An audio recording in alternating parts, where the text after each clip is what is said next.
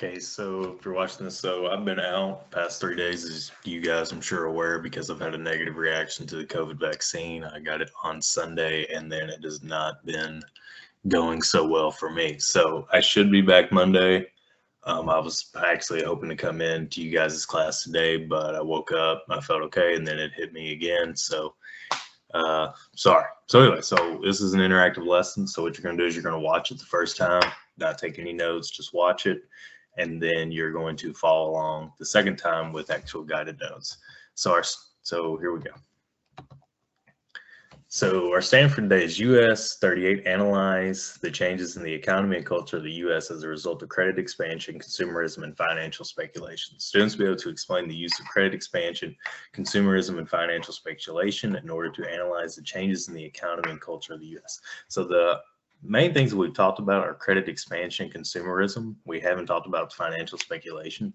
So talk to your neighbor what it means when it says credit expansion and consumerism.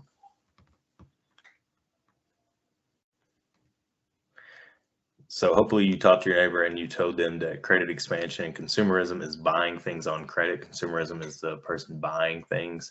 So hopefully that's what you guys talked about. And buying on credit means that you put down a down payment and then you'll make payments monthly. So financial speculation, this is the more of the stock market, and this is the big reason for what happens in the reason for the Great Depression. All right, so we're not going to be able to actually watch this video. It stinks, but we'll watch it on Monday when I return. So the 1920s were a decade of consumer spending and the economy looked healthy on the surface. So when it says healthy on the surface, literally, according to everybody, if you asked, we looked great. Everything was going perfect. Everybody was buying things. The war was over. We had made so much money off of the war, especially if you look in these pictures. So we got this couple right here. They're dancing. They're wearing nice clothes. Got a flapper right here. Just for a little bit of review, talk to your neighbor. What exactly is a flapper? So pause the video and talk to your neighbor. What is a flapper? So hopefully you talked to your neighbor and you guys discussed that was kind of a movement for women at this time. They were dressing, showing more skin. They were going out. They were dancing more. They were just partying more. They were being more free. All right, so this right here, Babe Ruth, we have talked about him. He's arguably one of the greatest baseball players of all time, but he was like the Michael Jordan of sports in the 1920s. All right, so the 1920s, decade of consumer spending, and the economy looked healthy on the surface. So income did increase in the 1920s, but there were severe problems with the U.S. economy. So there's problems, like I said, on the surface we look great, but in actuality there's a lot of issues. In October 1929, the Roaring Twenties came to an end, and the Great Depression began. Why? So this is why. So this is what we're talking about. So cause of the Great Depression A. So you guys have in your notes, you will have this. I know you're just watching right now, but in your notes, you'll have this little section that says, like there's different things. So this is more like documents, and you're just looking at. So what do we see right here? Distribution of wealth in the 1920s. So an income of $2,500 per year was considered the minimum amount needed for a decent standard of living. So if we look at this, so we got 10,000 and over, that's 1%. So the 1% is making $10,000 or above. The 5% is 5,000 to almost 10,000, and 29% is living from 2,000 to almost 5,000. So 65%, which is the majority of America, is living under $2,000. Now this says right here $1,999. It's like, okay, well that's close to 25, but under. Now this isn't. It's not like every family is making $1,999. That's not the case. Most people are making under this. So what you need to write on this chart is you need to focus in on this section right here. $1,999 and 65%, and under is 65% of America. So pause the video and then you can write that. All right, so causes of the Great Depression. So let's look at this picture. Pause the video and then just talk about what do you see in this picture.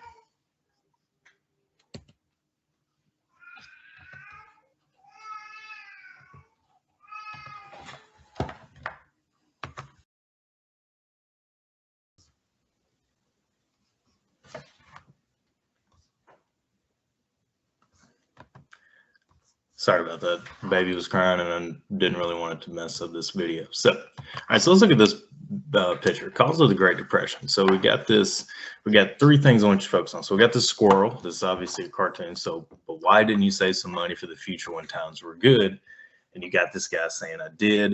And then we got victim of bank failure. So pause the video and then talk to your neighbor. What do we think this picture is going to be about?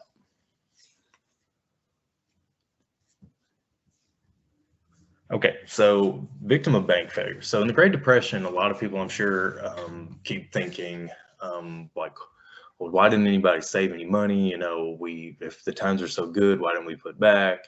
All these things. And it says victim of bank failure. And then if we look at our squirrel, it says, well, why didn't you save some money for the future when times were good? And this guy says, I did. So the banks at this time, there are no there is no bank insurance like we know today. Like bailouts, that's not a thing. That's not going to be a thing till FDR, when he comes around with this idea of the New Deal.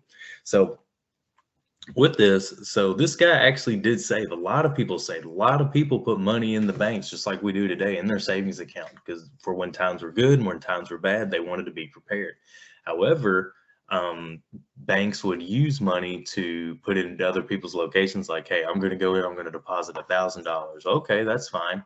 Well, sign this note, and if you ever need your money, we'll get it to you within a certain amount of time. Well, they'll use that money and put it in other people's accounts or loan it to them. And when they loan that $1,000 to the people who have been loaned the money, they will pay it back with interest. And that's how the bank keeps afloat.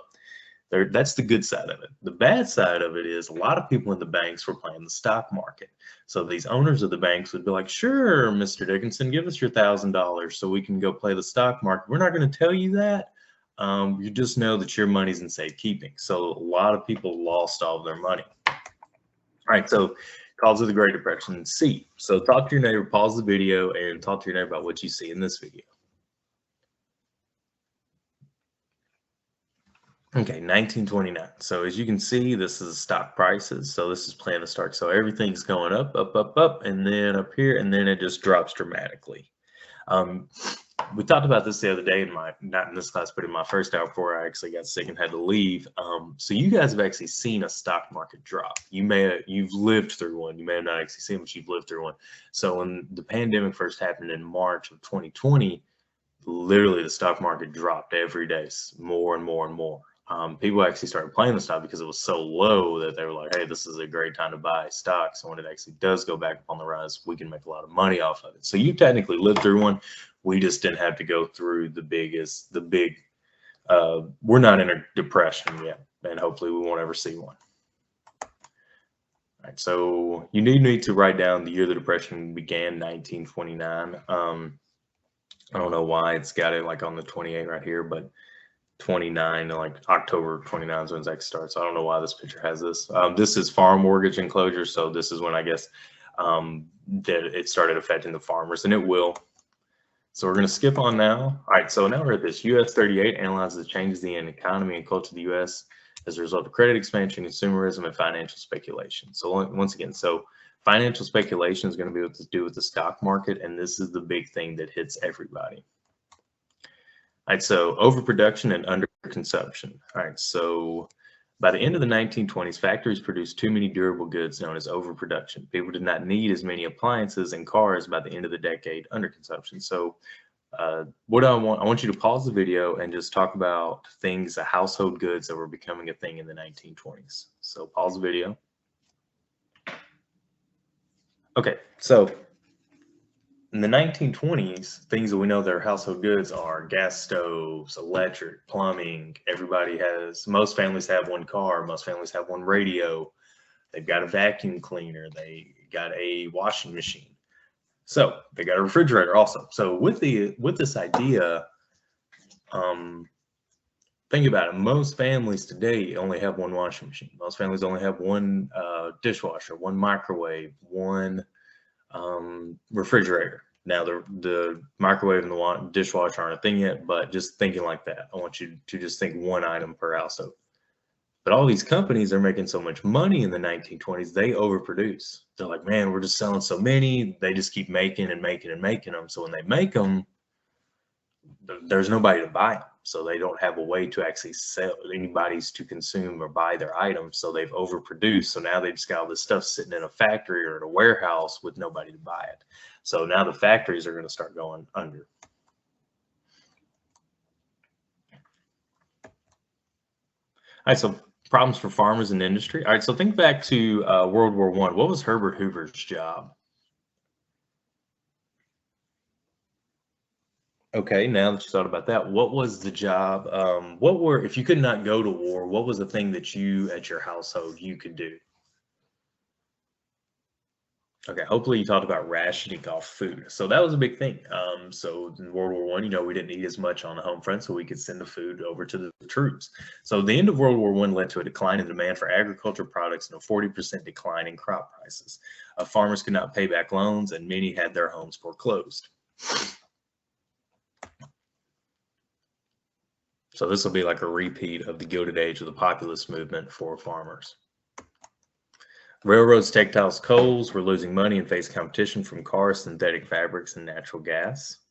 So the railroad's going to lose a lot of money because people aren't having to travel on the railroad anymore because they can just jump in their car and go.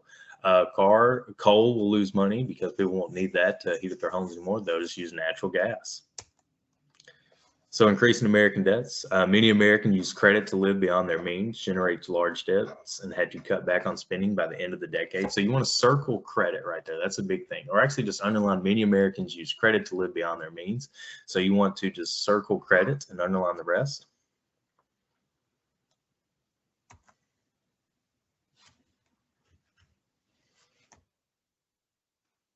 How does consumer debt in the 1920s compare to today? So average debt and average household debt, and then in annual savings in today's dollars. So back then it was 1,646. Today that'd be about $10,506. But today it's different things of what we would do as far as having debt.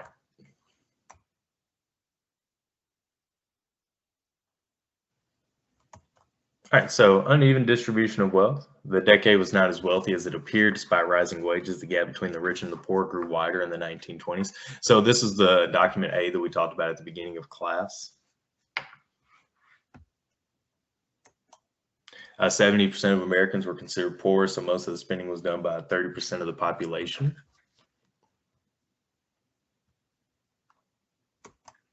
All right, so let's look back at the standard. So US 38, analyze the changes in the economy and culture of the US as a result of credit expansion, consumerism, and financial speculation. All right, so pause the video and talk to your neighbor about what credit expansion is. Credit expansion and consumerism is. Okay, so hopefully you talked to your neighbor and you told them about buying things on credit. All right, so stock market speculation. So you want to put a big star beside this. So the stock market soared throughout the 1920s, and people speculated by borrowing money to pay for stocks, called buying on margin. You want to put a star beside buying on margin. So people are speculating, borrow money to pay for stocks. So this is where people will literally be borrowing money from the banks, from wherever, just buying on credit, and they're playing the stock markets. So they're playing with money they don't have to make money that they don't have yet. The stock market was not regulated, which allows some companies to alter their stock values to increase profits. It's created a bubble in the stock market. So the stock market people who run it are lying about the actual numbers. That way they can get a profit increase. That way they can make more money. So they're making up money that isn't there. So people think they're actually getting rich when in actuality they're just paying into something that's not even there. All right, so the spark triggered the Great Depression was the stock market crash in October 1929. You want to put a big star beside that. On October 29, 1929, Black Tuesday, the stock market crashed. So put a big star beside that. You gotta know it was Black Tuesday. If you can see, like, we're on the rise all the way from 1925. We're just rising, rising, rising. Then we just drop. We'll be back on the rise in 1932 and 1933. 33 is when Franklin Delano Roosevelt actually become the president. He will beat out Herbert Hoover, who only being president for one term. So with this, so the Roaring Twenties, they're known as the Roaring Twenties, and it's kind of, you wonder, like, well, why do we call it the Roaring Twenties if that's when the Great Depression started? So all through, literally up until 1929, the 20s were great for most people. The only part that stinks is it's the 1920s. So I have to teach it to you to where, like, this happened during the 1920s, like the stock market crash. This is when the Great Depression started. So in that documentary we watched, The Century from Boom to Bust, that's what it talked about. I even asked you guys, and most of you responded with, it's called Boom because it was roaring, but the bust is where the 1929 stock market crashed. All right, so once this happened, people rushed to sell stock prices. They dropped, and investors lost a total of $30 billion. Some people have speculated it's actually over 30 billion. Speculators who bought on margin could not pay off their debts, so they bought on margin with money they didn't actually have. They were buying stock on credit, so now they have no money to pay off anything. After the crash, people tried to withdraw money from their banks. When the banks could not produce money for all their customers, the banks failed. This led to a run on the banks across the U.S. Hundreds of banks failed and thousands of people lost their savings. So since the banks couldn't stay open because they didn't actually have any money in them, the banks had to close. So people lost their money, their savings, and this is how it affected everyone. It was one big domino effect. The banking failure and stock market crash led to the collapse of thousands of businesses. Oh, sorry, that's my Call of Duty alarm going off.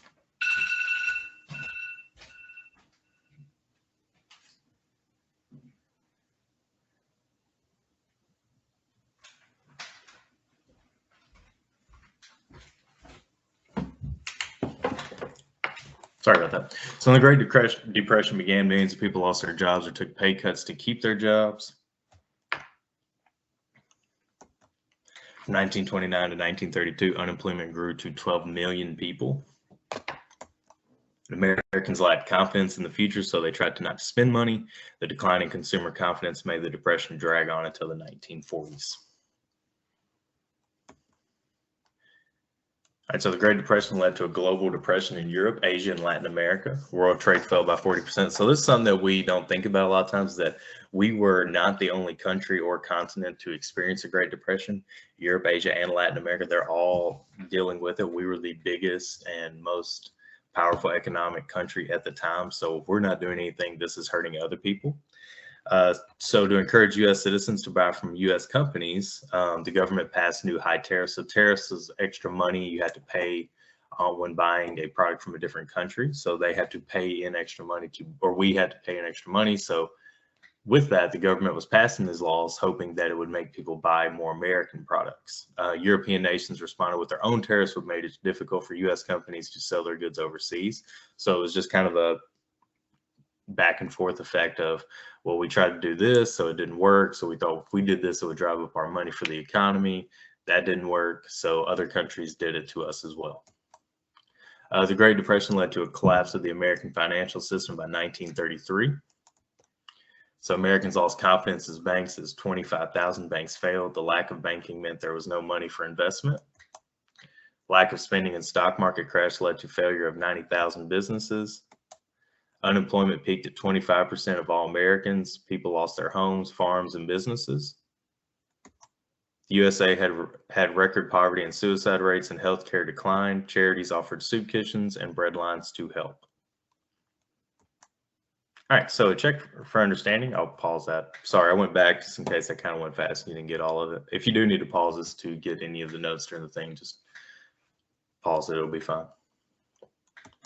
All right, so new mass production techniques, improved technologies, and availability of consumer goods had what impact on the American economy in the 1920s? A, the quality of products declined and people stopped purchasing goods. B, more people purchased goods on credit, creating a false sense of prosperity.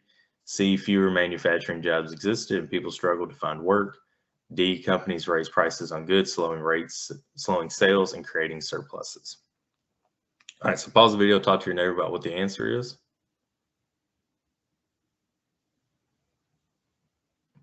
All right, so hopefully you picked B. More people purchase goods on credit, creating a false sense of prosperity. So right here in the American economy in the 1920s. So a lot of people I know wanted to pick C, fewer manufacturing jobs existed and people struggled to find work. That would have been more in 1929 and afterwards. Companies raised prices on goods, slowing sales and creating surpluses. That's not going to be a thing yet. The quality, well, actually, the price of goods will drop. So no, quality of products decline and people stop purchasing goods. The quality of products decline. So it isn't the quality. That's not a thing yet. People stopped purchasing goods, yes, because they couldn't afford it. So the right answer is B. All right, so US 38 analyzes the changes in the economy and culture of the US as a result of credit expansion, consumerism, and financial speculation. All right, so we've hit expansion, consumerism. Talk to your neighbor now about what financial speculation is. If you need to look in your notes, you may. Okay, so this is the end of the lesson. So if you guys get on Google Classroom, you should see there's a slide from the other day. It's called Black Tuesday. It's an interactive slide. You guys can now work on that once you get in all the notes field. Remember to watch this video once with no notes and then watch it second time with your notes and then work on the interactive slide. Hope to see you guys on Monday. If not, have a good weekend.